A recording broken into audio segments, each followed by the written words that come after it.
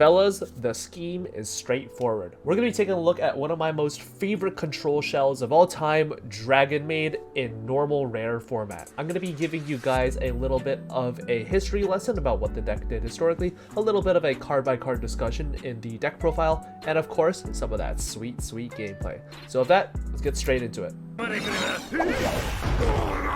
I've already talked about Dragonmaids on this channel before, so I'll try to keep it brief. The Dragonmaids were a group of monsters released in Mystic Fighters alongside Generator and Mathmech as a battle phase oriented strategy where they would tag in and out of their more serviceable forms to a more savage one. Unfortunately, anything revolving the battle phase is immediately regarded as, binder bulk. However, thanks to their new support released later on, being Tidying, Yugioh, and Chamber, they became a much more viable control deck to choke the life out of opponents with their unmatched grind potential. However, because this is the NR format, Chamber and Yugioh are unfortunately banned, being an SR and UR respectively, but that doesn't spell the end for our fuckable friends. Tidying, fortunately, is still a rare, and that might be enough for us to squeak out enough of a control shell, and thanks to the stables found within the N/R format, as well as a much slower overall metagame, we're able to play Dragonmaids exactly as Kazuki Takahashi intended, with one hand as a slow as molasses control shell. And with that, let's get straight into the deck profile. We're playing 3 Soldier Dragons as the funniest card in the deck. Once returned, when your opponent activates a card effect, quick effect, you can special summon one level 2 or lower dragon monster from your deck.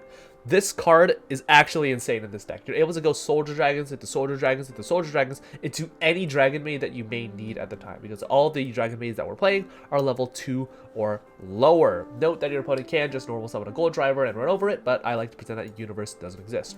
We're playing 3 Nurse Dragonmaid because this card is critical to your grind game. Why is there a bottle of lotion in the background? I'm not going to question it. Anyways, we're playing 3 Laundry Dragonmaid as a way to search some of our cards, and is mainly just a way to hopefully high roll our way into heaven by milling some dragons that we're able to summon, as well as some specific graveyard traps, which are pretty nice. Parlor Dragonmaid is a more specific send, where we're able to send mainly the big dragons that we want to get into rotation in order to start beating the shit out of our opponent with. We're playing 3 Earnest because, again, we want to see our Dragonmaids onto the board as soon as possible, and Earnest is just the best at doing that.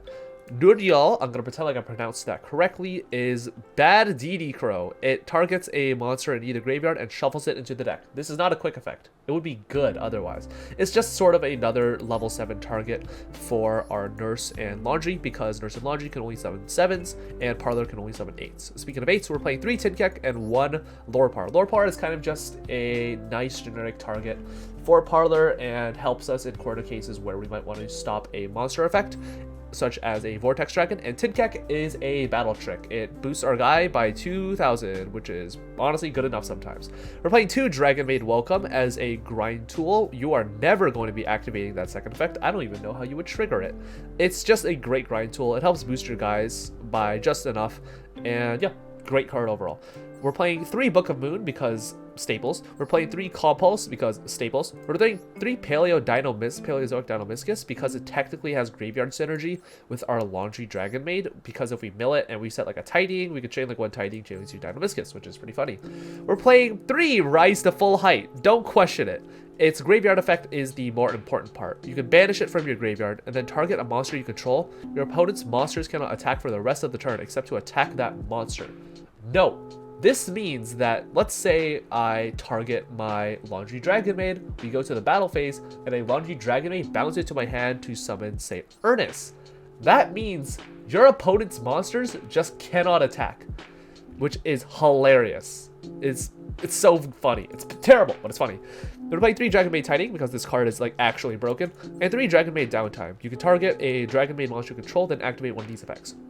Return it to the hand, and if you do, add 1 Dragonmaid card from your deck to your hand, except Downtime, and return it to the hand, and if you do, return 1 spell trap your opponent controls to the hand. This is great for spot removal for back row, and it's also great just as a Stratos. If your opponent isn't really putting on the pressure, or you guys are in a very slow grind game, Downtime will literally just win the game for you. It's amazing. Onto the extra deck, we're playing 1 number 45 Chromologos, the Prophet of Demolition. This is the longest name I've ever read, and it's basically just bad impermanence. We're playing 1 Phantom Knights of Cursed Javelin in order to help us get over stuff. We're playing 1 number 74, the Master of Blades. This card is really funny, but you will never make it because The universe where you manage to get 2 Ernest onto the board is the universe where we win the game.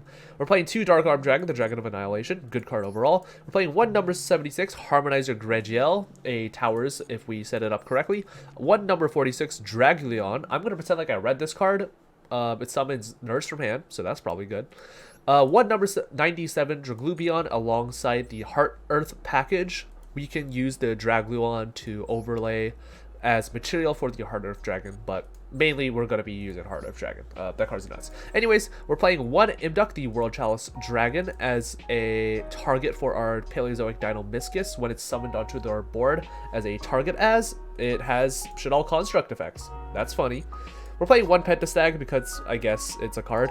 We're playing 1 Geonator Transverser because if your opponent fucks up the zones, you win the match immediately. 1 Triple Burst Dragon because this card has a ton of applications across a wide variety of matchups. It negates Metalfoe's counter. Did you know that? 1 Steel Star Regulator because, I don't know, it's a card. And 1 Agave Dragon. This card is so bad, but it's really funny because we can deal burn damage because we're playing dragons. And with that, let's get straight into that sweet, sweet gameplay. So, we have taken this deck into ranked. Yes, Skrelp literally is the bravest man on planet Earth. We are against Eldritch. Yeah, anyways, we're going to normal Soldier Dragons. We're going to use the effect of Ernest to try and special from hand. They're going to chain the effect of Maxi, but because we already have SD face up on board, we could just, you know, activate SD. So that's pretty funny.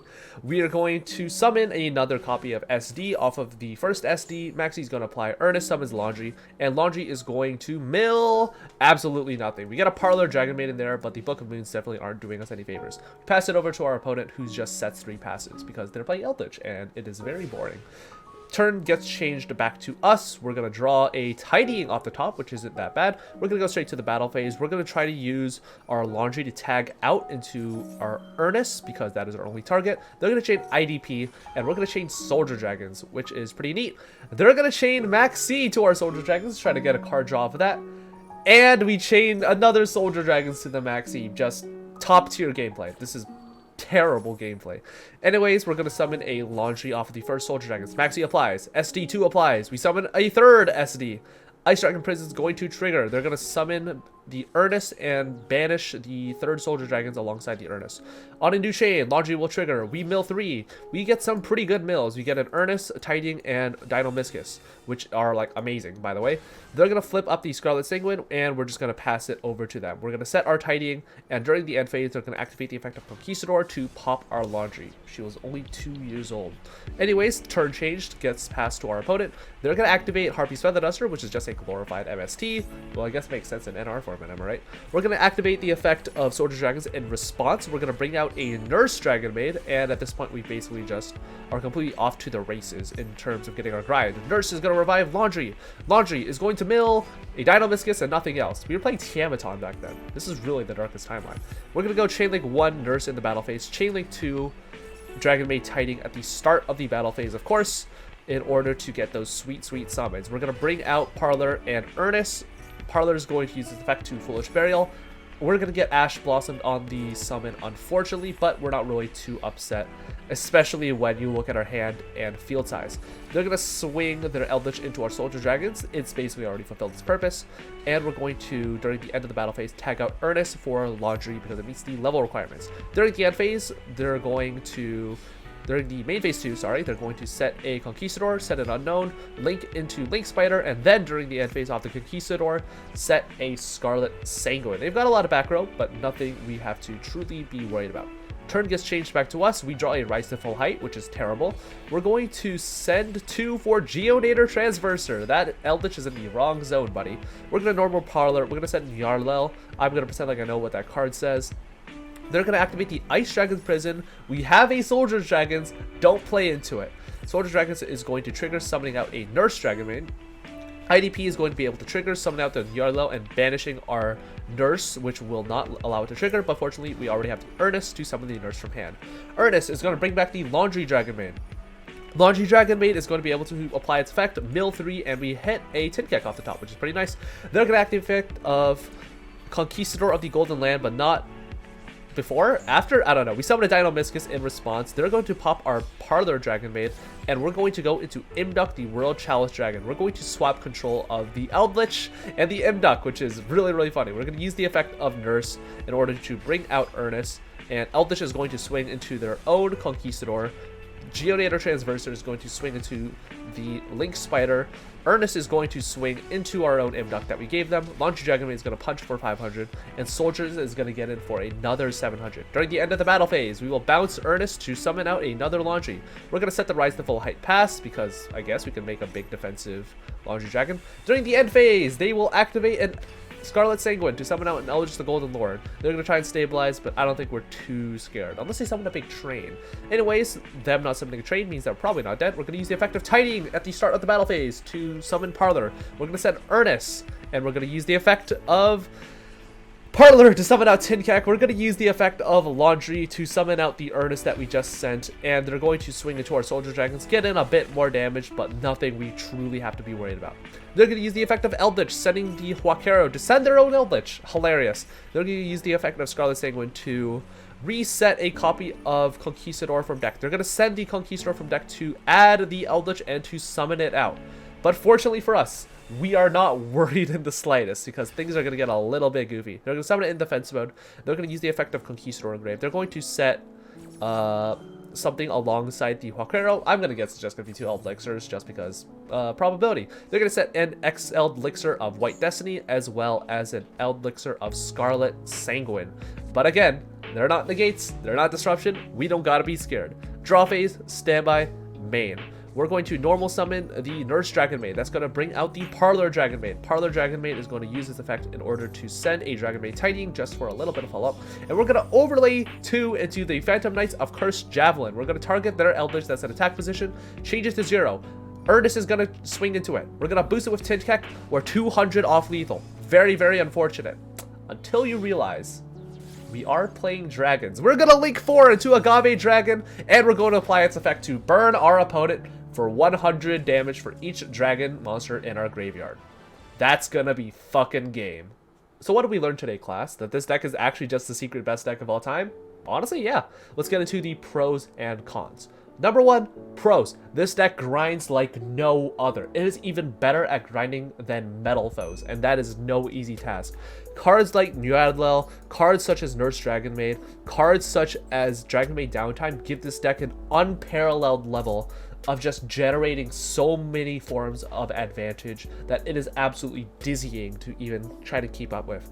2, this deck isn't a slouch when it comes to the battle phase either. Remember, this is a battle phase archetype, and cards such as Tincac and the other big dragons are able to put out damage outputs that are honestly kind of scary once you get the ball rolling. And 3, Soldier Dragons is really funny. Like, have you read this card? This card's hilarious. And the cons. 1, this deck doesn't have a strong going first board. This deck is pretty reliant on its staples in order to help you survive against more explosive decks. Decks like Megalith or FA Metal Foes, such as the Book of Moon, Compulse, etc. And if you're not opening these cards, you're basically going to be sitting on a Soldier Dragons and praying. 2, this deck doesn't have the best usage of the extra deck. I know that we had a ton of fun summoning Agave Dragon and burning our opponent, but most of your games aren't really going to be taking advantage of the really unique and flavorful extra deck monsters that are available in our format, and you're mainly just going to be playing like main deck beatdown. That's not inherently a bad thing, but we lose out on a lot of utility as a result. And 3, Laundry Dragonmaid is like 12 years old. That's got to be a crime somewhere. Anyways, I feel that this deck is absolutely based. Shout out to Skrelp for making this deck. Shout out to Skrelp for literally beating me like 1-7. This deck is actually incredible, and if you put in the time to learn and optimally play this control shell, you will be rewarded. That's going to be all from me. Thank you guys so much for watching. Be sure to like, comment, and subscribe. And yeah, see ya.